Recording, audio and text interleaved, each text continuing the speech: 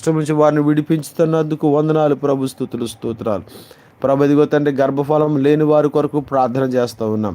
యేసు నామములో వారి దుఃఖము తొలగిపోవును గాక, వారి కుటుంబంలో ఆనందము వచ్చును గాక, వారి కుటుంబంలో ఉన్న ప్రతి కష్టము, దుఃఖము, ఆపద తొలగిపోవును గాక యేసు క్రీస్తు వారి పరిశుద్ధమైన నామములో. తండ్రి, వివాహములు కాని వారి కొరకు ప్రార్థన చేస్తూ ఉన్నాం నాయన. వారు ఎంతో ప్రభా దిగులు, ఆందోళన కలిగి ఉన్నారు. ఈ సంవత్సరం మంచి సంబంధములు వారు కలిగి ఉందురుగాక, వివాహములు జరుగునుగాక, శుభకార్యము వారి గృహములో జరుగునుగాక యేసయ్య పరిశుద్ధమైన నామములో.